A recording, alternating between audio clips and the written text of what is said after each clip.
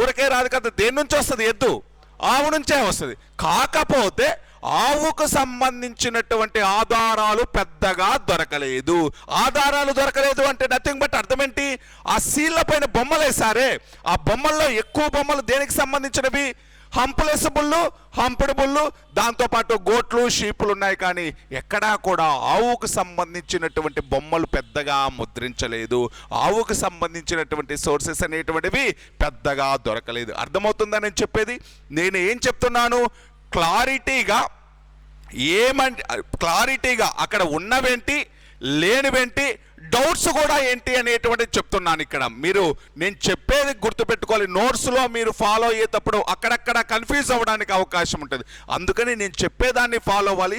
నేనే అంటే అక్కడ హిస్టారియన్స్కు డౌట్ ఉన్నవి డౌట్ లాగే చెప్తున్నాం, క్లారిటీ ఇచ్చినవి క్లారిటీగానే చెప్తున్నాం. బాగా ఇష్టమైనటువంటి, బాగా ఎక్కువ మొత్తంలో పెంచుకున్నటువంటి జంతువు ఏంటి? హంప్లెస్ బుల్. దాని తర్వాత ఎక్కువగా ఉండేది ఏంటిది? హంపుడ్ బుల్. దీనితో పాటు గోడ్స్, షీపులు కూడా కల్టివేట్ చేశారు, అంటే మచ్చిక చేసుకున్నారు, నర్చర్ చేసుకున్నారు. కానీ దేని గురించి పెద్దగా వాళ్ళ యొక్క ముద్రల్లో ప్రస్తావించలేదు? ఆవు గురించి పెద్దగా ప్రస్తావించలేదు. ఓకేనా? సరే, వీటితో పాటు గుర్రము అనేటువంటిది మీకు దీని గురించి చెప్పింటాను, ఆల్రెడీ చాలాసార్లు చెప్పాను. గుర్రము అనేటువంటి దానికి సంబంధించి పెద్దగా సోర్సెస్ అనేటువంటివి తెలియలేదు. గుర్రం అయితే తెలుసు అంటున్నారు, కానీ పెద్దగా ఆధారాలు అనేటువంటిది లేదు. గుర్రం యొక్క అస్థిపంజరం ఎక్కడ దొరికిందని చెప్పాను? సుర్కోటోడా అనేటువంటి ప్రాంతంలో దొరికింది. సుర్కోటోడా అనేటువంటి ప్రాంతంలో దొరికింది. ఇది పాస్టోరీ కల్చర్కు సంబంధించింది. దీనితో పాటు సరే వ్యవసాయం చేశారు, దాంతోపాటు పశుపోషణ చేశారు. వీళ్ళ యొక్క సెకండ్ మెయిన్ ఆక్యుపేషన్ ఏంటి అంటే, రెండవ ప్రధాన వృత్తి ఏంటి అంటే, సింధు ప్రజల యొక్క సెకండ్ మెయిన్ ఆక్యుపేషన్ ట్రేడింగ్, వ్యాపారము అనేటువంటిది.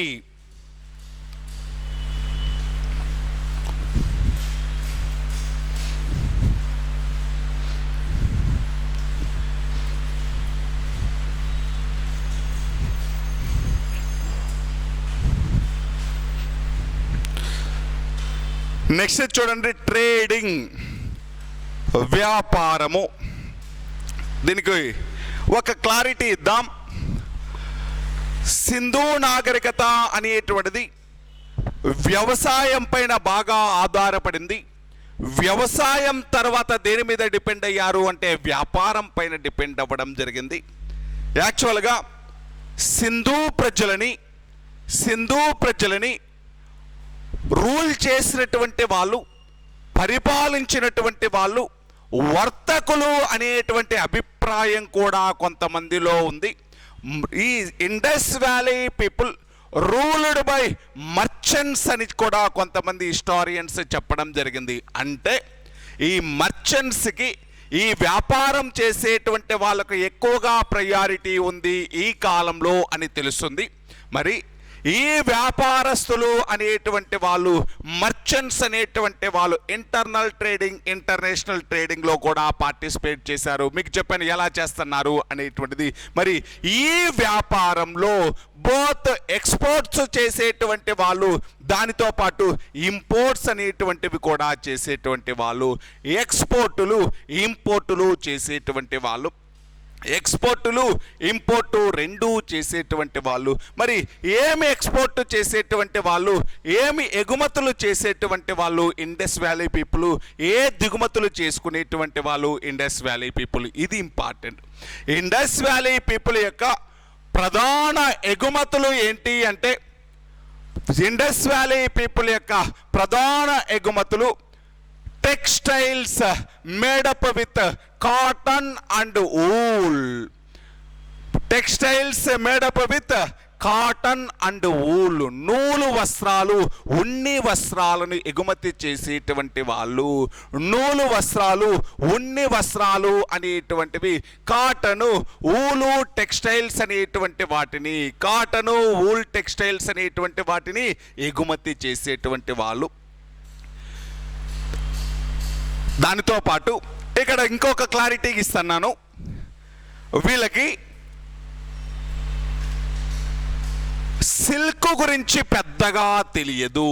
అంటే కాటన్ టెక్స్టైల్స్ తెలుసు, వూల్ టెక్స్టైల్స్ తెలుసు, కానీ సిల్క్ పట్టు వస్త్రాల గురించి పెద్దగా తెలియదు.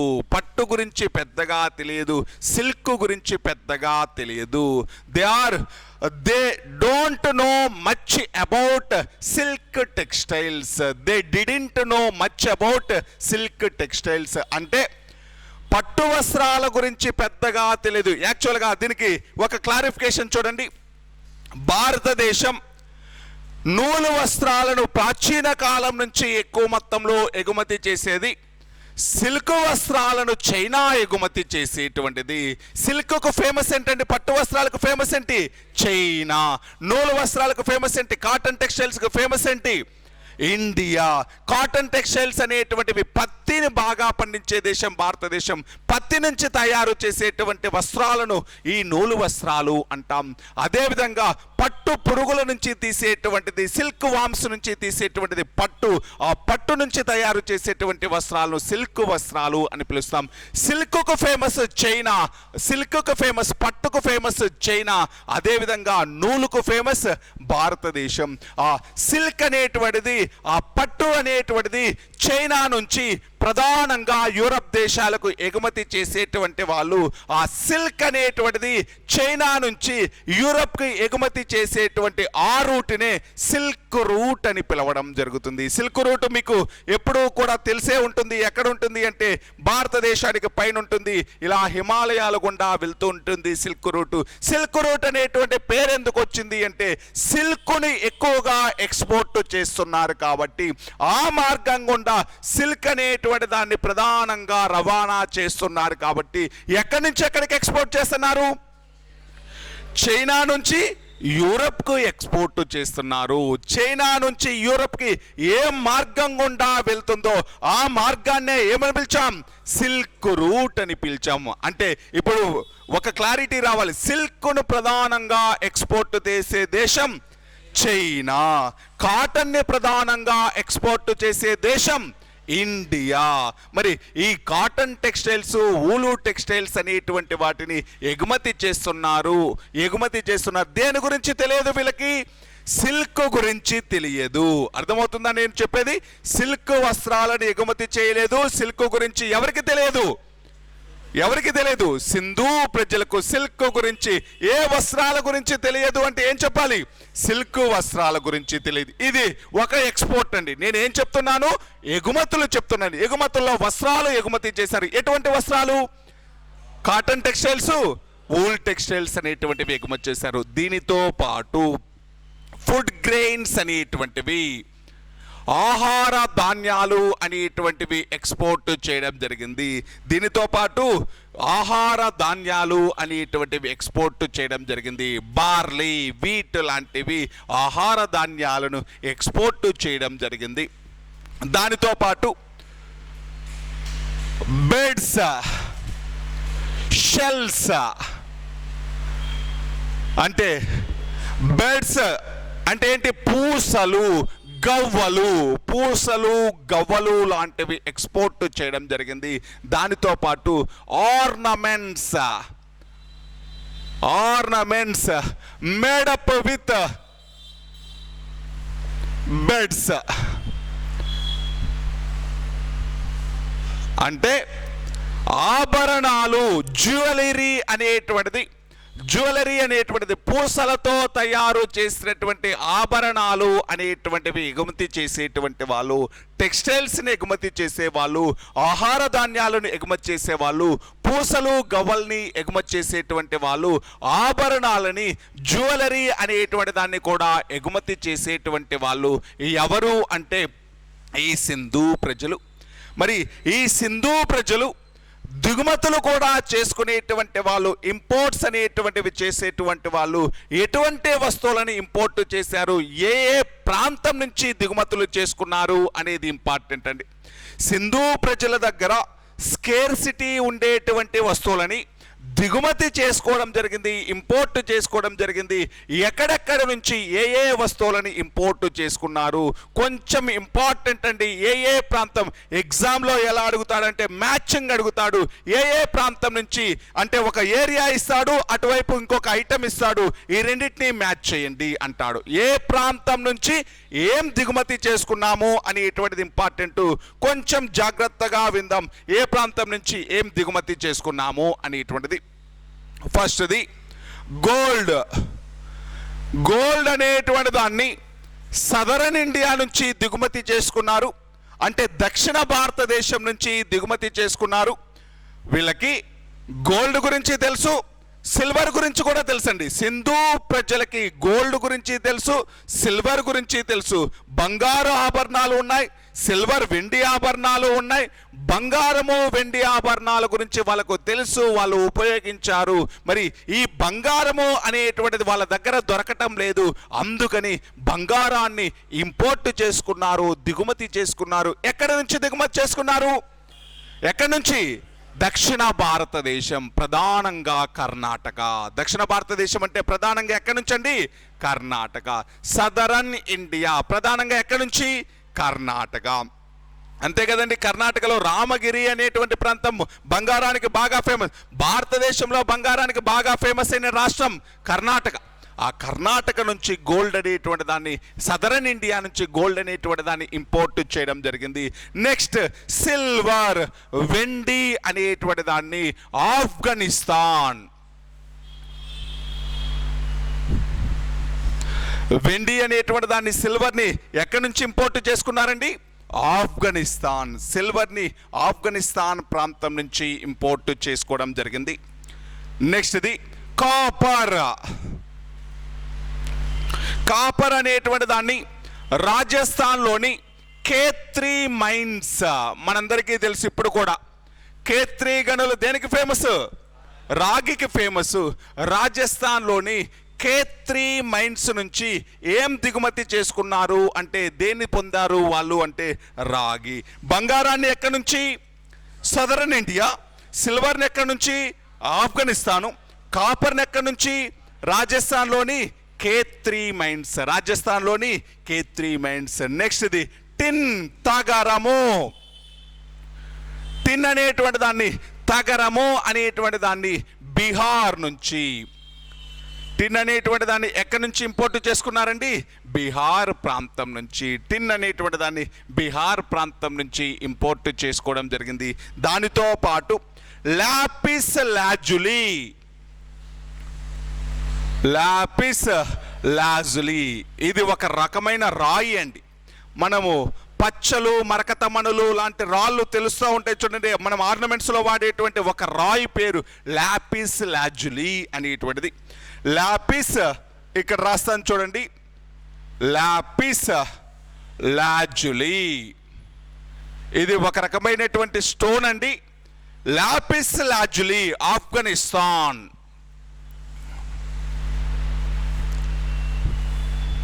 లాపిస్ లాజులి ఆఫ్ఘనిస్తాన్. ఇంకో చూడండి,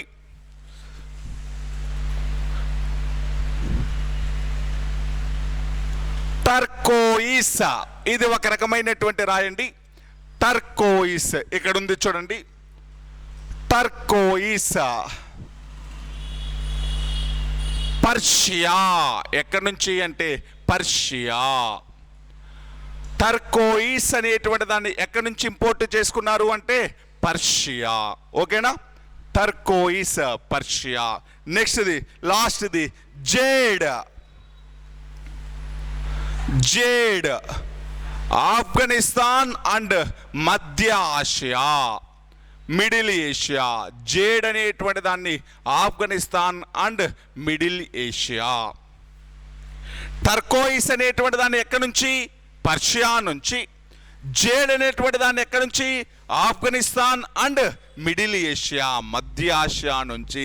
ఇంపోర్టులు ఎక్స్పోర్టులు అనేటువంటివి ఇంపార్టెంట్. మళ్ళీ చెప్తున్నాను, ఈ మెయిన్గా ఇంపార్టెంట్. ఎగ్జామ్లో ఖచ్చితంగా ఒక క్వశ్చన్, ఒక బిట్టులాగా క్వశ్చన్ అడిగేటువంటి అవకాశం ఉంటుంది. ఏ ఏ ప్రాంతం నుంచి ఏమేం దిగుమతి చేసుకున్నారు అనేటువంటిది. గోల్డ్ని ఎక్కడి నుంచి? కర్ణాటక. సిల్వర్ని ఎక్కడి నుంచి? ఆఫ్ఘనిస్తాన్. కాపర్ని ఎక్కడి నుంచి? రాజస్థాన్లోని K3 మైన్స్. తగరాన్ని టిన్ ఎక్కడి నుంచి? బీహార్ ప్రాంతం నుంచి. అదేవిధంగా లాపిస్ లాజులిని ఎక్కడి నుంచి? ఆఫ్ఘనిస్తాన్. టర్కోయిస్ని ఎక్కడి నుంచి? పర్షియా. జేడ్ని ఎక్కడి నుంచి? ఆఫ్ఘనిస్తాన్ మరియు మధ్య ఆసియా, మిడిల్ ఏషియా నుంచి ఇంపోర్ట్ చేసుకోవడం జరిగింది. మరి ఇన్ని లోహాల గురించి తెలిసినటువంటి వాళ్ళకి ఇనుము గురించి తెలియదు. ఏ లోహం గురించి తెలియదండి? ఇనుము గురించి తెలియదు. సింధు ప్రజలకు తెలియని లోహం ఏంటి అంటాడు. తెలియని which of the following metal didn't know to Sindhu people అంటే ఏం చెప్పాలి? ఇనుము. ఐరన్ గురించి పెద్దగా తెలియదు. మరి ఐరన్ గురించి ఎవరికి తెలుసు? ఆర్యులకు తెలుసు. ఆర్యులలో కూడా మలివేద కాలపు ఆర్యులకు తెలుసు. తొలివేద కాలం వాళ్ళకు తెలియదు. ఎవరికి తెలుసు? మలివేద కాలపు ఆర్యులకు తెలుసు. అంటే సింధు ప్రజలకు తెలియని లోహం ఐరన్. సింధు ప్రజలకు తెలియని పంట, ఆహార పంట ఏంటి? వరి. సింధు ప్రజలకు నాగల గురించి తెలియదు. సింధు ప్రజలకు తెలియని జంతువు గుర్రము, సింహం. గుర్రము, సింహం. సింధు ప్రజలతో పండించినటువంటి పంటలు వరితో పాటు చెరకు అనేటువంటి, వరితో పాటు చెరకు. అంటే తెలియవు కానీ లిమిటెడ్ సోర్సెస్ అనేటువంటివి ఈ మధ్య జరిపినటువంటి తవ్వకాల్లో కొన్ని లిమిటెడ్ సోర్సెస్ అనేటువంటివి బయటపడ్డాయి. ఓకేనా? అర్థమైందా? ఎగుమతులేంటి, దిగుమతులేంటి అనేటువంటిది. ఎగుమతులు దిగుమతులు ఎవరితో చేశారని చెప్తున్నాను? ప్రధానంగా మెసొపటోమియా పీపుల్ లేకపోతే సుమేరియా పీపుల్ అని. ఈ మెసొపటోమియా లేకపోతే సుమేరియన్ పీపుల్ యొక్క లిపిని, స్క్రిప్ట్ని ఏమని పిలిచాం? క్యూనిఫామ్ లిపి అని చెప్తున్నాం. Cuneiform script. వాళ్ళ యొక్క సీల్స్ అనేటువంటివి, ముద్రికలు అనేటువంటివి ఎలా ఉన్నాయి? Cylindrical shaped seals. సీల్స్ వేటితో మేడపై ఉంటాయి? క్లే, బంకమట్టి. దేంతో? స్టియటైట్ రాయి. ఇంతకుముందు మీకు చెప్పింటాను, ముద్రికలు అనేటువంటివి తక్కువ మొత్తంలో స్టియటైట్, కానీ చిన్న చిన్న శిల్పాలు అంటే చిన్న చిన్నవి ఉంటాయి చూడండి, రాళ్ళపైన కానీ, లేకపోతే చిన్న చిన్న నేను పురోహితుడి యొక్క విగ్రహం అనేటువంటిది, లేకపోతే కాంస్యపు నాట్యగత్తె విగ్రహం అనేటువంటి, అవి మాత్రం స్టియటైట్. అది కాస్ట్లీ స్టోన్. స్టియటైట్ అనేటువంటిది ఒక ప్రీషియస్ స్టోన్, అది చాలా విలువైనటువంటిది. అందుకని ఎక్కువ మొత్తంలో స్టియటైట్ని వాడలేదు. దేన్ని ఎక్కువ మొత్తంలో?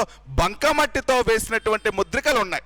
దానితో పాటు స్టియటైట్, ఇంతకుముందు చెప్పాను నేను ఆల్రెడీ, స్టియటైట్ రాయితోటి వేసినారు కొన్ని ముద్రికలు, లేకపోతే స్టియటైట్ రాయితోటి కొన్ని విగ్రహాలు అనేటువంటి ఐడల్స్ అనేటువంటివి చేశారు అని చెప్పాను.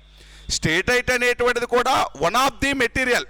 సీల్స్ని కానీ చాలా తక్కువ మొత్తంలో సీళ్ళ కోసం ఉపయోగించారు. సీళ్ళ కోసం ఎక్కువగా ఉపయోగించింది ఏంటి అంటే క్లే, బంకమట్టి. ఓకేనా?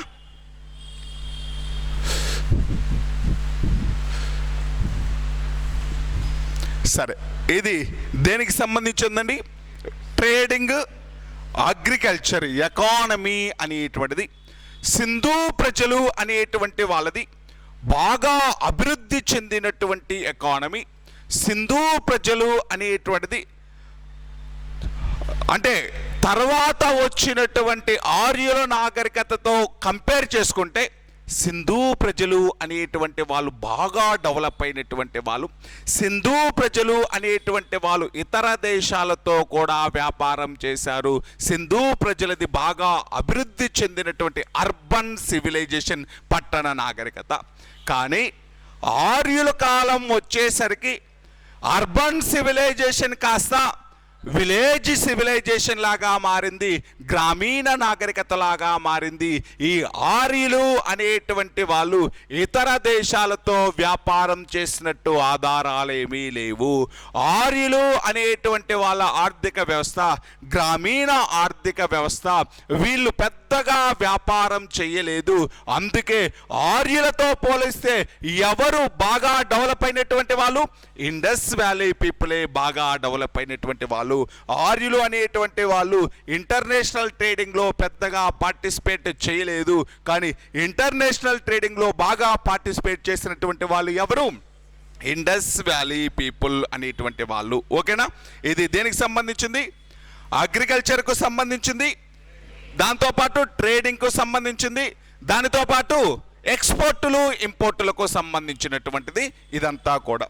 నెక్స్ట్ సైడ్ హెడ్డింగ్ పెట్టుకుందాం, అడ్మినిస్ట్రేషన్.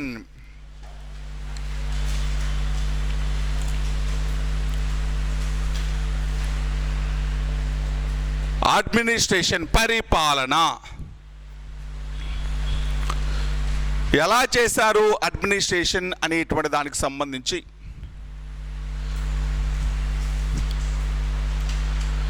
సరే, సింధు నాగరికత అనేటువంటిది బాగా అభివృద్ధి చెందినటువంటి దశలో, దీన్ని ఒక స్టోరీ లాగా చెప్పి ఫైనల్ కన్క్లూజన్ ఇస్తాను. సింధు నాగరికత అనేటువంటిది బాగా అభివృద్ధి చెందినటువంటి దశలో దాదాపు 2500 నుంచి 1900 సంవత్సరాలు, దాదాపు 600 సంవత్సరాలు బాగా మెచ్యూర్డ్ ఫేజు. దానికంటే ముందు దాదాపు 1000 సంవత్సరాలు, దాని తర్వాత దాదాపు 5 సంవత్సరాలు, అంటే దాదాపు 3000 సంవత్సరాలు ఉండేటువంటి ఇండస్ వ్యాలీ సివిలైజేషన్లో దాదాపు 1400 పట్టణాలు అనేటువంటివి బయటపడ్డాయి. ఈ పట్టణాలన్నీ కూడా బాగా అభివృద్ధి చెందినటువంటి పట్టణాలు, ఒక వెల్ ఆర్గనైజ్డ్ సిటీస్ అనేటువంటివి కన్స్ట్రక్ట్ చేయడం జరిగింది. అదేవిధంగా అక్కడ ఉండేటువంటి సిటీస్ను కూడా మెయింటెనెన్స్ కూడా బాగా ఉండేది, అండర్ గ్రౌండ్ డ్రైనేజ్ సిస్టమ్ ఉండేది, రోడ్లన్నీ కూడా ఒక క్రమ పద్ధతిలో నిర్మించారు. అక్కడ ఉండేటువంటి ఇంటి నుంచి బయటకు వెళ్ళడానికి సీవేజ్ అనేటువంటిది, మురుగునీరు బయటకు వెళ్ళడానికి సిస్టమ్ ఉండేది. అదేవిధంగా ఈ మెహెంజోదారో లాంటి ప్లేసులో మహాస్నాన వాటిక, అందరూ కూడా ఫెస్టివల్స్ టైంలో యూజ్ చేసుకోవడానికి మహాస్నాన వాటిక ఉంది. అదేవిధంగా మహాధాన్యాగారం అనేటువంటిది, ప్రజల నుంచి ట్యాక్స్లు కలెక్ట్ చేసినటువంటి దాన్ని ఒక చోట స్టోర్ చేయడానికి మహాధాన్యాగారం ఉంది. హరప్ప అనేటువంటి ప్రాంతంలో సిరీస్ ఆఫ్ గ్రానరీస్ అనేటువంటి ఉన్నాయి, ధాన్యాగారాల వరుస అనేటువంటి ఉండేది. అదేవిధంగా నగరానికి వెస్ట్ సైడ్లో పశ్చిమ పెద్ద పెద్ద నిర్మాణాలు ఉన్నాయి, పౌర నిర్మాణాలు అని పిలుస్తారు. పెద్ద పెద్ద కోటలు ఉన్నాయి, పెద్ద పెద్ద నిర్మాణాలు ఉన్నాయి, బాగా అంటే వర్తకులకు సంబంధించినటువంటివి, ప్రభువులకు సంబంధించినటువంటి పెద్ద పెద్ద నిర్మాణాలు ఉన్నాయి. ఈ ఏదైనా ఒక నాగరికత అనేటువంటి దానికి ఎవరైనా ఒక రూలర్ లేకపోతే, పరిపాలించేవాడు లేకపోతే ఏమవుతుంది? ఇప్పుడు మీరందరూ ఇక్కడ కూర్చున్నటువంటి వాళ్ళని కంట్రోల్ చేసేవాడు లేకపోతే ఏమవుతుంది? ఎవరికి నచ్చినటువంటి పని వాళ్ళు చేసేస్తారు, ఒక అరగంట గంట క్లమ్సీగా అయిపోతుంది. అంతేనా కాదా? అదేవిధంగా ఈ ఇండస్ వ్యాలీ సివిలైజేషన్కి సంబంధించి కూడా ఒక క్రమానుగతమైనటువంటి అడ్మినిస్ట్రేషన్ సిస్టమ్ లేకపోయింటే, ఒక క్రమానుగతమైనటువంటి పరిపాలనా వ్యవస్థ లేకపోయింటే ఇన్ని సంవత్సరాలు అది ఉండేది కాదు. ఎన్ని సంవత్సరాలు, దాదాపు 3000 సంవత్సరాలు ఒక అభివృద్ధి చెందినటువంటి దశలో పీక్ స్టేజ్లో ఉండేటువంటి సివిలైజేషన్ ఈ ఇండస్ వ్యాలీ సివిలైజేషన్. అంటే ఖచ్చితంగా వాళ్ళకి అంటే ఒక ఆర్గనైజ్డ్ అడ్మినిస్ట్రేషన్ ఏదో ఉంటుంది, ఒక పరిపాలనా వ్యవస్థ ఏదో ఉంటుంది. దానికి సోర్సులు చూడండి, పరిపాలనా వ్యవస్థ ఉంటుంది అని ఎలా చెప్తున్నాం? దేని బేస్ చేసుకొని చెప్తున్నాము అంటే వాళ్ళు నిర్మించినటువంటి గొప్ప గొప్ప బిల్డింగులు, మహాధాన్యాగారము అనేటువంటిది, మహాస్నాన వాటిక అనేటువంటిది, ధాన్యాగారాల వరుస అనేటువంటివి, ఇవన్నీ కూడా దేనికి సింబలు అంటే వాళ్ళకి ఏదో మంచి అడ్మినిస్ట్రేషన్ సిస్టమ్ ఉంది, పరిపాలనా వ్యవస్థ ఉంది. ఆ రాజ్యానికి లేకపోతే ఆ ప్రాంతానికి అవసరమైనటువంటి ఏదైతే అవసరమైనటువంటి వస్తువులని లేకపోతే అవసరమైనటువంటి ధాన్యాన్ని ట్యాక్స్ రూపంలో కలెక్ట్ చేసేటువంటి వాళ్ళు, ఈ పరిపాలించేటువంటి వాళ్ళు అని తెలుస్తుంది. అదేవిధంగా ఇంత వెల్ ఆర్గనైజ్డ్ టౌన్ ప్లానింగ్ ఉంది అంటే వీళ్ళందరూ కూడా ఒకే విధానాన్ని ఫాలో అవుతున్నారు అంటే వీళ్ళని కంట్రోల్ చేసేటువంటి ఒక సిస్టమ్ ఉండొచ్చు. మరి ఈ సిస్టమ్ అనేటువంటిది ఎలా ఉండేది అంటే, సిస్టమ్ అంటే సింధు నాగరికత అనగానే ఒక సిటీ కాదు కదా, ఒక పట్టణం కాదు, 1400 పట్టణాలు, మోర్ దాన్ 1400 సిటీస్ ఉన్నాయి. మరి ఇలా ఈ 1400 సిటీలు ఒక్కడే పరిపాలించాడా? ఒక్కొక్క సిటీని ఒక్కొక్కటి పరిపాలించాడా అనేటువంటి దానికి ఆధారాలు లేవు. అసలు ఎవరు పరిపాలించారు అనేటువంటి దానికి ఆధారాలు లేవు. ఒక్కొక్క సిటీని ఒక్కొక్కటి పరిపాలించాడా, లేకపోతే అన్ని సిటీస్ ఒకరి యొక్క కంట్రోల్లో ఉండేటివా అనేటువంటి దానికి సంబంధించి పెద్దగా ఆధారాలు లేవు. ఈ సింధు ప్రజలు ఎవరు పరిపాలించారు అనేటువంటిది తెలియటం లేదు. సింధు ప్రజలు ఎవరి చేత పరిపాలించబడ్డారు, ఈ పరిపాలిస్తే ఒకవేళ పరిపాలిస్తే ఈ సింధు నాగరికత పట్టణాలన్నింటినీ ఒకడే పరిపాలించాడా, లేకపోతే ఒక్కొక్క సిటీని ఒక్కొక్కడు పరిపాలించాడా అనేటువంటి దానికి సంబంధించి మనకు ఆధారాలు దొరకటం లేదు. అందుకనే కొంతమంది హిస్టారియన్స్ కొన్ని స్టేట్మెంట్లు ఇచ్చారు. ఏమని స్టేట్మెంట్లు ఇచ్చారు అంటే, కొంతమంది ఏమన్నారు అంటే, ఈ సింధు ప్రజలు పురోహితుల చేత పరిపాలించబడ్డారు, ప్రీస్టులు అనేటువంటి వాళ్ళు వీళ్ళని కంట్రోల్ చేశారు, వీళ్ళని రూల్ చేశారు అని చెప్పడం జరిగింది. ఇంకా కొంతమంది ఏమన్నారు అంటే, ప్రీస్టులు కాదు వీళ్ళని కంట్రోల్ చేసింది, వర్తకులు వీళ్ళని కంట్రోల్ చేశారు. ఎందుకని అంటే వాణిజ్యము అనేటువంటిది బాగా డెవలప్ అయింది ఆ స్టేజ్లో. బాగా డబ్బున్నటువంటి వాళ్ళు వర్తకులు, బహుశా ఈ వర్తకులే వీళ్ళను అడ్మినిస్ట్రేట్ చేసుంటారు, బహుశా వర్తకులే వీళ్ళని పరిపాలించుంటారు అని చెప్పడం జరిగింది. అంటే ఈ అడ్మినిస్ట్రేషన్కి సంబంధించి మనకు పూర్తి ఇన్ఫర్మేషన్ ఉందా? లేదు. అడ్మినిస్ట్రేషన్కి సంబంధించి మనకు పూర్తి ఇన్ఫర్మేషన్ లేదు. కాకపోతే ఖచ్చితంగా వీళ్ళకి ఒక వెల్ ఆర్గనైజ్డ్ అడ్మినిస్ట్రేషన్ ఉంది కాబట్టి అంత పంక్చువల్గా వీళ్ళు యొక్క టౌన్ ప్లానింగ్ కానీ, అండర్ గ్రౌండ్ డ్రైనేజ్ సిస్టమ్ కానీ ఇవన్నీ కూడా ఒక పంక్చువల్గా ఉన్నాయి. దానితో పాటు కొన్ని వేల సంవత్సరాలు ఒక నాగరికత ఉంది అంటే వీళ్ళని కంట్రోల్ చేసేటువంటి ఒక సిస్టమ్ ఏదో ఉంటుంది. ఆ సిస్టమ్ ఏంటి అనేటువంటి దాని గురించి పెద్దగా అవేర్నెస్ లేదు, పెద్దగా తెలియటం లేదు. మరి వీళ్ళని ఎవరు పరిపాలించారు అనేటువంటి దానికి సంబంధించి కొంతమంది కొన్ని స్టేట్మెంట్లు ఇచ్చారు. డిడి కోశాంబి అనేటువంటి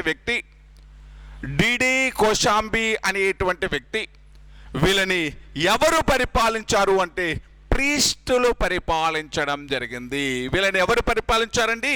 ప్రీస్టులు పరిపాలించారు అని చెప్పడం జరిగింది. దేన్ని బేస్ చేసుకొని చెప్పాడు అంటే, మీకు ఇంతకుముందు ఒకసారి బయటపడినటువంటి వస్తువులు అనేటువంటివి చెప్పి గడ్డం కలిగినటువంటి బియర్డ్ ఒక హెడ్ను చెప్పింటాను. గడ్డం స్టేటైట్ రాయితో చేసినటువంటి గడ్డం కలిగినటువంటి ఒక వ్యక్తి యొక్క తల అనేటువంటిది ఎక్కడ బయటపడింది? మొహెంజోదారో. ఆయనని ఎవరిలాగా ఫీల్ అయ్యాడు అంటే పురోహితుడిలాగా ఫీల్ అయ్యాడు. ఎవరిలాగా ఫీల్ అయ్యారండి?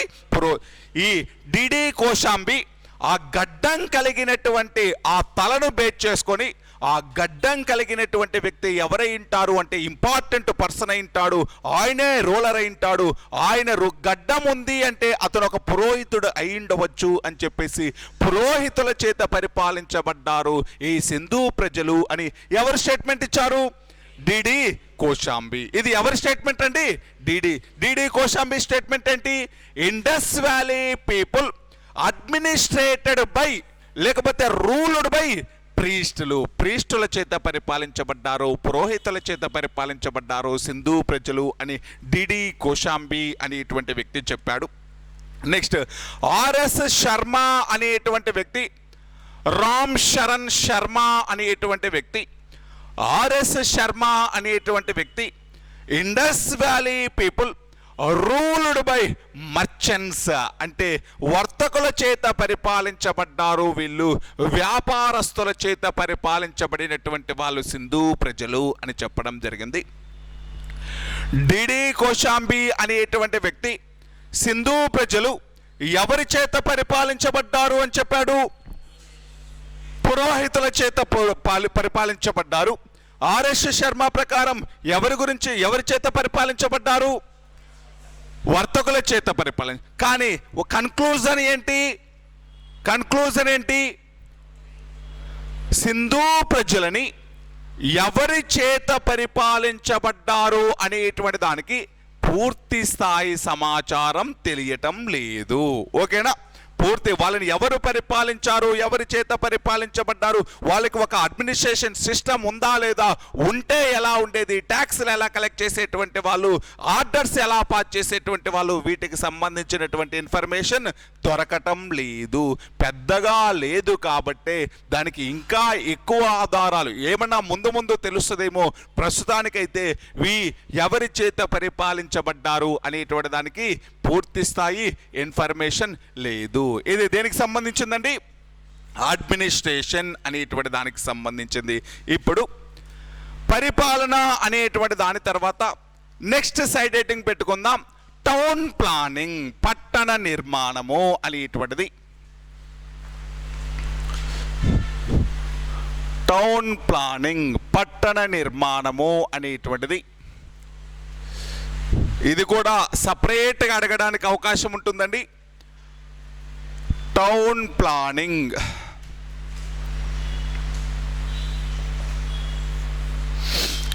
సింధు నాగరికతకు సంబంధించి, సింధు ప్రజలకు సంబంధించినటువంటి టౌన్ ప్లానింగ్, మీకు వీళ్ళకి సంబంధించినటువంటి మెయిన్ ఫీచర్, సింధు నాగరికత అనేటువంటిది ఒక అర్బన్ సివిలైజేషన్. సింధు నాగరికత అనేటువంటిది ఒక పట్టణ నాగరికత. ఈ సింధు నాగరికత పట్టణాలు అనేటువంటివి కామన్గా అన్నిటికీ కూడా ఒకటే నిర్మాణం ఉంటుంది. అంటే సింధు నాగరికత పట్టణాలు అంటే హరప్పా కానీ, మొహంజోదారో కానీ, చెన్నోదారో కానీ, ఇటువంటి సిటీలన్నీ కూడా ఒకే రకంగా నిర్మించడం జరిగింది. ఒకే రకమైనటువంటి, అంటే అక్కడ ఉండేటువంటి ఇల్లు కానీ, అక్కడ ఉండేటువంటి రోడ్లు కానీ, అక్కడ ఉండేటువంటి డ్రైనేజ్ సిస్టమ్ కానీ, ఇవన్నీ కూడా ఒకేలాగా ఉండడంతో బహుశా ఈ సిటీస్ అన్నింటినీ కూడా ఒకడే పరిపాలించి ఉంటాడు. అంతేనా? ఇప్పుడు అన్ని చోట్ల ఒకే రకమైన అండర్ గ్రౌండ్ డ్రైనేజ్ సిస్టమ్ ఉంది, అన్ని చోట్ల ఒకే రకమైన ఇల్లు. ఎప్పుడూ కూడా ఇల్లు అనేటువంటివి ఎప్పుడు మెయిన్ రోడ్డులో కట్టట్లేదు, వాళ్ళు సైడ్ రోడ్లలో అంటే ఉపవీధుల్లో కడుతున్నారు. అన్ని చోట్ల ఒకేలాగా ఉంది. అదేవిధంగా ఇళ్ళకి కాల్చినటువంటి ఇటుకల్ని, బంట్ బ్రిక్స్ను ఉపయోగిస్తున్నారు. అన్ని చోట్ల ఒకే సిస్టమ్ను ఫాలో అయిపోయారు. ప్రతి ఇంట్లో కూడా ఒక బావి అనేటువంటిది ఉంటుంది, అక్కడక్కడ ఇంకుడు గుంతలు అనేటువంటివి ఉన్నాయి. ఇంటి నుంచి మురుగునీరు వెళ్ళడానికి ఒకే వ్యవస్థ ఉంది. అంటే ఏంటిది? వీళ్ళందరూ కూడా ఒక హరప్పాలోనే ఇటువంటి సిస్టమ్ లేదు, మొహంజోదారోలోనే లేదు, చెన్నోదారోలోనే బన్వాలి. అంటే అన్ని చోట్ల ఒకే రకమైనటువంటి ఇటువంటి సిస్టమ్ ఉంది. అంటే అర్థం ఏంటి? బహుశా వీళ్ళందరినీ ఒకడే పరిపాలించాడు, వీళ్ళందరూ కూడా ఒకరి కిందే పరిపాలించబడి ఉంటారు అని తెలుస్తుంది. మరి వీళ్ళ యొక్క అర్బన్ ప్లానింగ్ ఎలా ఉంది, టౌన్ ప్లానింగ్ ఎలా ఉంది, పట్టణ నిర్మాణానికి సంబంధించి వీళ్ళ యొక్క స్పెసిఫిక్ ఫీచర్స్ ఏంటి అనేటువంటిది, అర్బన్ ప్లానింగ్తో పాటు ఇళ్ల నిర్మాణానికి సంబంధించి, రోడ్ల నిర్మాణానికి సంబంధించి స్పెసిఫిక్ ఫీచర్స్ ఏంటి అనేటువంటివి ఒక్కసారి చూసుకుందాం. యాక్చువల్గా ప్రతి సిటీని ఇండస్ వ్యాలీ సివిలైజేషన్కు సంబంధించినటువంటి ప్రతి సిటీని కూడా 2 పార్ట్లుగా డివైడ్ చేయడం జరుగుతుంది.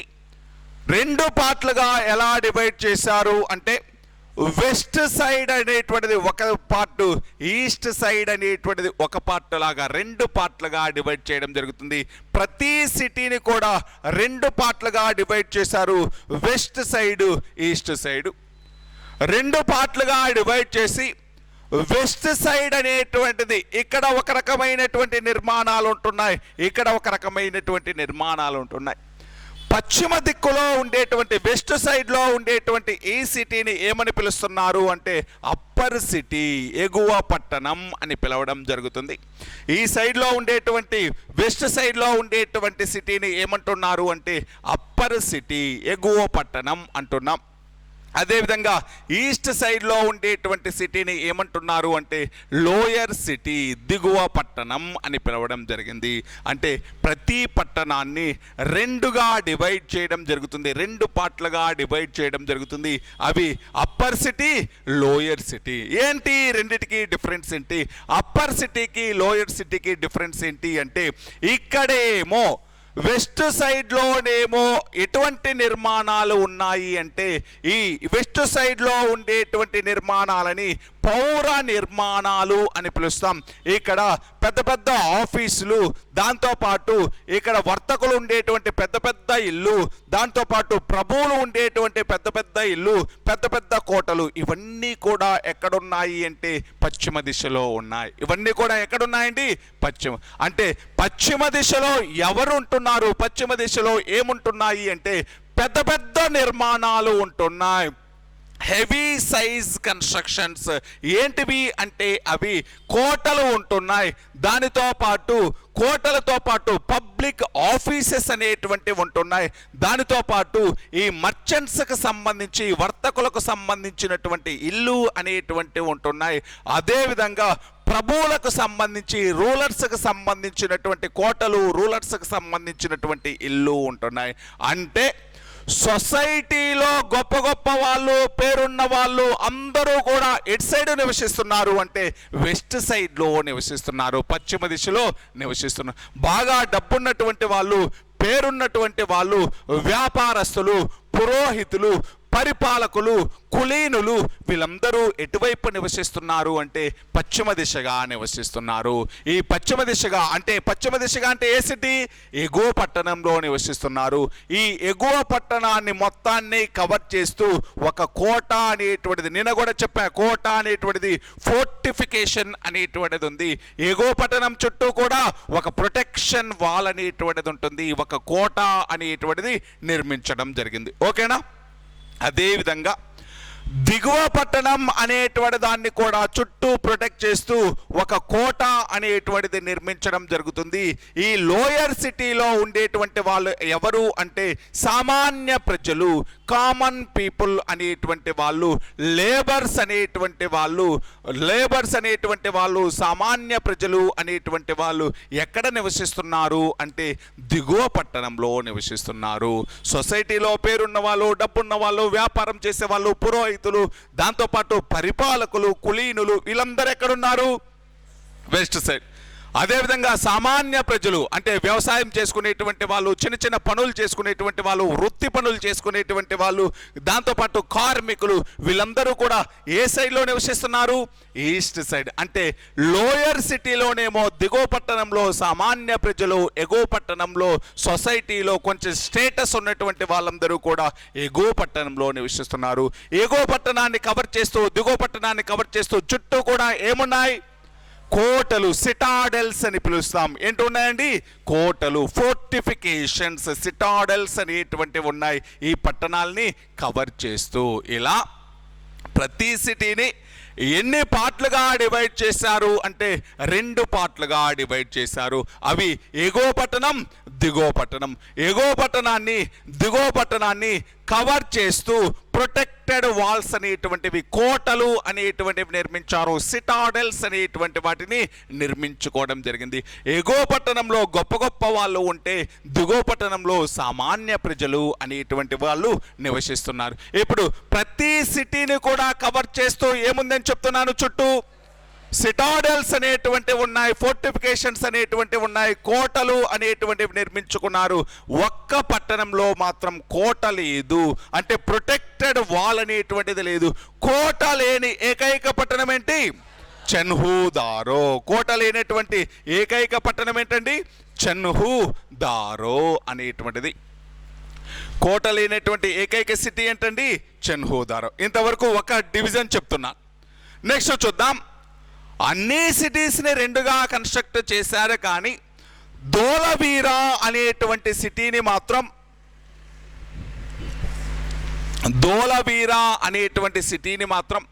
ఎక్కడుంది? ధోలవీరా గుజరాత్లో ఉంది. ధోలవీరా అనేటువంటిది గుజరాత్. ఈ ధోలవీరా అనేటువంటి సిటీ మాత్రం 3 పార్ట్స్గా డివైడ్ చేయడం జరిగింది. ధోలవీరా అనేటువంటి సిటీ మాత్రం 3 పార్ట్స్గా డివైడ్ చేశారు. అప్పర్ సిటీ ఎగువ పట్టణం, మిడిల్ సిటీ మధ్య పట్టణం, లోయర్ సిటీ దిగువ పట్టణం, upper city middle city, lower city ఎగువ పట్టణం, మధ్య పట్టణం, దిగువ పట్టణం లాగా డివైడ్ చేయడం జరిగింది. Upper city, middle city, lower city 3 పట్టణాలుగా డివైడ్ చేయడం జరిగింది. ఈ అప్పర్ సిటీ అంటే ఇంతకుముందు చెప్పినట్టు నోబుల్స్ అంటే గొప్ప గొప్ప వాళ్ళు, ప్రభువులు అనేటువంటి వాళ్ళు, ప్రీస్టులు అనేటువంటి వాళ్ళు, మర్చెంట్స్ అనేటువంటి వాళ్ళు, ఈ సమాజంలో ఉన్నత వర్గానికి సంబంధించిన వాళ్ళందరూ కూడా, హై క్లాస్ పీపుల్ అందరూ కూడా ఇక్కడ ఉండేటువంటి ఎగువ పట్టణంలో నివసిస్తున్నారు. హై క్లాస్ పీపుల్ అందరూ కూడా ఎగువ పట్టణంలో నివసిస్తున్నారు. మరి ఈ హై క్లాస్ పీపుల్కి, ఈ ప్రభువులకి, కులీనులకి, పురోహితులకి బంధువులు ఎవరైతే ఉంటున్నారో, అంటే వాళ్ళకంటే కొంచెం తక్కువలో ఉండేటువంటి వాళ్ళు, వీళ్ళ యొక్క బంధువులందరూ కూడా, రిలేటివ్స్ అందరూ కూడా ఎక్కడ నివసిస్తున్నారు అంటే మధ్య పట్టణంలో నివసిస్తున్నారు. అంటే ఈ అప్పర్ సిటీలో ఉండేటువంటి వాళ్ళకి రిలేటివ్స్ ఎక్కడ నివసిస్తున్నారు అంటే మధ్య పట్టణంలో నివసించడం జరుగుతుంది. మరి ఎప్పటిలాగే లోయర్ సిటీలో మాత్రం ఎవరు నివసిస్తున్నారు? లోయర్ సిటీలో ఎవరు నివసిస్తున్నారు? సామాన్య ప్రజలు, కామన్ పీపుల్ అనేటువంటి వాళ్ళు, సామాన్య ప్రజలు అనేటువంటి వాళ్ళు, కామన్ పీపుల్ అనేటువంటి వాళ్ళు ఎక్కడ నివసిస్తున్నారు అంటే లోయర్ సిటీలో నివసించడం జరుగుతుంది. కామన్ పీపుల్ అనేటువంటి వాళ్ళు లోయర్ సిటీలో నివసించడం జరుగుతుంది. అంటే 2 చెప్తున్నాను. ఒకటి, ప్రతి సిటీని 2 పార్ట్లుగా డివైడ్ చేశారు, ఎక్సెప్ట్ ధోలవీరని మాత్రం 3 పార్ట్లుగా డివైడ్ చేశారు. ప్రతి సిటీని కవర్ చేస్తూ కోటగోడలు అనేటువంటివి రక్షణగా ఉండేటివి, సిటాడెల్స్ అనేటువంటివి ఉండేటివి. కానీ చెన్హోదారోకు మాత్రం కోటగోడ అనేటువంటిది లేదు, కోటలు అనేటువంటివి నిర్మించలేదు. మరి ఈ సిటీలో ఇది డివిజన్ చెప్పాను. నెక్స్ట్ ఏంటి అంటే వీళ్ళకి సంబంధించినటువంటి రోడ్ల నిర్మాణం ఎలా ఉంది? సిటీకి సంబంధించినటువంటి డివిజన్ చెప్పిన తర్వాత రోడ్ల నిర్మాణం అనేటువంటిది ఎలా ఉంటుంది అంటే ఈ రోడ్లు అనేటువంటివి, ప్రధాన వీధులు అనేటువంటివి, మెయిన్ బజార్స్ అనేటువంటివి నార్త్ సౌత్, ఉత్తర దక్షిణాలుగా ఉంటాయి.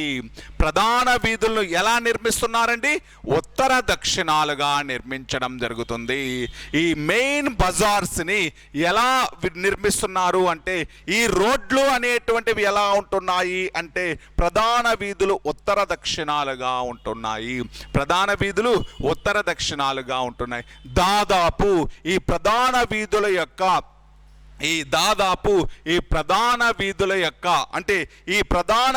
యొక్క వెడల్పు ఎంత ఉంటుంది అంటే చాలా ఎక్కువగా ఉంటుంది. అప్రాక్సిమేట్లీ 35 అడుగుల 35 అడుగుల వెడల్పు వరకు ఉంటుంది. దాదాపు 35 అడుగుల వెడల్పు ఉంటుంది ప్రధాన వీధులకు సంబంధించినటువంటి రోడ్లు. ఇప్పుడు ప్రధాన వీధులను ఎలా నిర్మించారు? ఉత్తర దక్షిణాలుగా నిర్మించడం జరిగింది.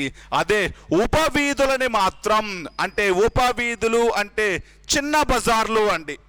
ఈ చిన్న బజార్లు అనేటువంటి వాటిని మాత్రం ఎలా అంటే ఈ ఈస్టు వెస్టు, తూర్పు పడమరలుగా చిన్న బజార్, మెయిన్ బజార్లు మాత్రం ఉత్తర దక్షిణాలుగా నిర్మిస్తే, అదే ప్రధాన వీధులు మాత్రం ఉత్తర దక్షిణాలుగా నిర్మిస్తే, ఈ ఉపవీధులను మాత్రం, చిన్న వీధులను మాత్రం తూర్పు పడమరలుగా నిర్మించడం జరుగుతుంది. ఉపవీధులు మాత్రం తూర్పు పడమరలుగా నిర్మించడం జరుగుతుంది. ఇప్పుడు ప్రధాన వీధులనేమో ఉత్తర దక్షిణాలుగా, ఉపవీధులనేమో తూర్పు పడమరలుగా నిర్మించడం జరుగుతుంది. ఉపవీధులు అనేటువంటివి వీటి యొక్క వెడల్పు అనేటువంటిది కొంచెం తక్కువగా ఉంటుంది. అంటే అన్నీ ఒకేలా ఉండవు. ఒక 3 అడుగుల నుంచి 13 అడుగుల మధ్యలో ఉంటుంది. ఎంత ఉంటుంది అంటే 3 అడుగుల నుంచి 13 అడుగుల వెడల్పు వరకు ఉంటుంది. ఇక్కడ ఏమీ కన్ఫ్యూజ్ అవ్వాల్సినంత ఏమీ లేదు. ప్రధాన వీధులను ఎలా నిర్మిస్తున్నారు? ఉత్తర దక్షిణాలుగా.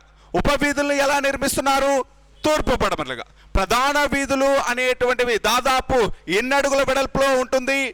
35 నుంచి, అంటే 35 అనేది కరెక్ట్ ఫిగర్ కాదు, దాదాపు అన్నీ ఒకే లెంత్లో ఒకే బ్రెడ్త్లో ఉండవు కదా. దాదాపు 35 అడుగుల వెడల్పు ఉంటుంది. అదే ఉపవీధులు అనేటువంటివి ఎన్ని అడుగుల వెడల్పులో ఉంటాయి? దాదాపు 3 నుంచి 13 అడుగుల వెడల్పులో ఉంటుంది ఉపవీధులు అనేటువంటివి.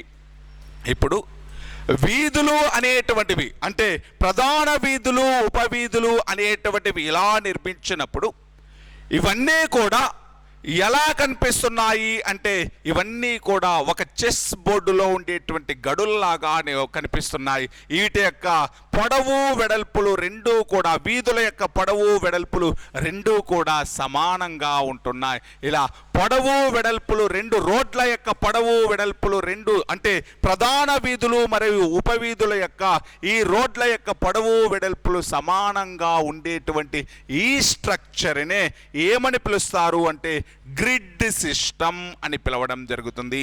ఈ స్ట్రక్చర్నే ఏమని పిలుస్తారు అంటే గ్రిడ్ సిస్టమ్ అని పిలవడం జరుగుతుంది. అంటే సింధు నాగరికతకు సంబంధించినటువంటి అన్ని పట్టణాలలో రోడ్ల నిర్మాణం గ్రిడ్ సిస్టమ్ను పోలి ఉంటుంది. గ్రిడ్ సిస్టమ్ను పోలి ఉంటుంది సింధు నాగరికత పట్టణాలు అన్నింటిలో కూడా. కానీ గ్రిడ్ పద్ధతిలో రోడ్లను నిర్మించనటువంటి ఏకైక పట్టణం బన్వాలి. అర్థమైందా నేను చెప్పేది? అన్ని రోడ్లు అంటే రోడ్ల నిర్మాణం ఏ సిస్టమ్ను పోలి ఉంటుంది? గ్రిడ్ పద్ధతిని పోలి ఉంటుంది. సింధు నాగరికతకు సంబంధించినటువంటి అన్ని సిటీస్లో రోడ్ల నిర్మాణం అనేటువంటిది గ్రిడ్ పద్ధతిని పోలి ఉంటుంది. కానీ ఒక్క సిటీలో మాత్రం గ్రిడ్ నిర్మాణంలో రోడ్లు నిర్మించలేదు. అది ఏ సిటీ అంటే బన్వాలి అనేటువంటి సిటీ. ఏ సిటీ అండి? బన్వాలి అనేటువంటి సిటీ. గ్రిడ్ పద్ధతిన ఈ నిర్మాణాలన్నీ నిర్మించారు, బన్వాలీలో మాత్రం నిర్మించలేదు. ఇప్పుడు ఈ సింధు నాగరికత పట్టణాల్లో రోడ్ల నిర్మాణం అంటే మెయిన్ బజార్లు, సబ్ బజార్లు అనేటువంటివి, మెయిన్ ప్రధాన వీధులు, ఉపవీధులు అనేటువంటివి ఖండించుకుంటూ, చూడండి ఎలా ప్రధాన వీధికి ఇంకొకటి మెయిన్ వీధి వచ్చి ఖండించుకుంటున్నాయి. ఇలా ఖండించే రైట్ యాంగిల్లో ఖండించేటువంటి ఈ స్ట్రక్చరు దేనిని పోలి ఉంటుంది అంటే ఈ స్ట్రక్చరు దేనిని పోలి ఉంటుంది అంటే ఇంగ్లాండ్లో ఉండేటువంటి ఆక్స్ఫర్డ్ సర్కిల్ని పోలి ఉంటుంది. దేని పోలి ఉంటుందండి? ఇంగ్లాండ్లో ఆక్స్ఫర్డ్ సర్కిల్ అనేటువంటిది ఒక సిగ్నల్ లాంటిది. ఆక్స్ఫర్డ్ సర్కిల్ అనేటువంటిది ఒక సిగ్నల్. ఇప్పుడు బెంజ్ సర్కిల్ అదేంటిది? ఒక సిగ్నల్. అంటే సిగ్నల్ అంటే ఏంటి? రోడ్లు ఎలా ఖండించుకుంటున్నాయి అనేటువంటిది ఒక సిగ్నల్. అదేవిధంగా ఆక్స్ఫర్డ్ అనేటువంటిది ఎక్కడ ఉంటుంది? ఆక్స్ఫర్డ్ అనేటువంటి ఊరు ఎక్కడుంటుంది? ఇంగ్లాండ్లో. ఆ ఆక్స్ఫర్డ్ సర్కిల్ ఎలాగైతే ఉంటుందో సింధు నాగరికత కాలంలో ఉండేటువంటి ప్రధాన వీధులు, ఉపవీధులకు సంబంధించినటువంటి రోడ్లు కూడా అలాగే ఖండించుకుంటున్నాయి. కాబట్టి దీనిని ఏమని పిలిచారు అంటే ఆక్స్ఫర్డ్ సర్కిల్ అని పిలవడం జరిగింది. ఏమని పిలుస్తారండి? ఆక్స్ఫర్డ్ సర్కిల్ అంటే మీరు ఏదో రీసెర్చ్ చేయాల్సిన అవసరంలా. ఆక్స్ఫర్డ్ సర్కిల్ అంటే ఏంటి? ఆక్స్ఫర్డ్ అండ్ సర్కిల్లో రోడ్లు ఎలాగైతే ఖండించుకుంటున్నాయో అదేవిధంగా సింధు నాగరికత పట్టణాల్లో ఉండేటువంటి రోడ్లు కూడా ఖండించుకున్నాయి. అందుకని దేంతో పోల్చారు ఈ రోడ్లని? ఆక్స్ఫర్డ్ సర్కిల్తో పోల్చారు. అందుకే సింధు నాగరికత పట్టణాల్లో ఉండేటువంటి ఆ సర్కిల్ని, ఆ రోడ్లు ఖండించుకునేటువంటి విధానాన్ని ఆక్స్ఫర్డ్ సర్కిల్ అని పిలవడం జరుగుతుంది. ఓకేనా? మనకు వస్తుంది బుక్స్ చదివేటప్పుడు ఆక్స్ఫర్డ్ సర్కిల్ అని పిలుస్తారు అంటారు, ఆక్స్ఫర్డ్ సర్కిల్ పోలి ఉన్నాయి అంటారు. ఏంటి ఆక్స్ఫర్డ్ సర్కిల్ అంటే? ఆక్స్ఫర్డ్ సర్కిల్ ఎలాగైతే రోడ్లు ఖండించుకుంటున్నాయో అలాగే ఇక్కడ ఖండించుకుంటున్నాయి కాబట్టి దీన్ని ఆక్స్ఫర్డ్ సర్కిల్ అని పిలవడం జరుగుతుంది. ఒకటి గ్రిడ్ సిస్టమ్ చెప్పాను,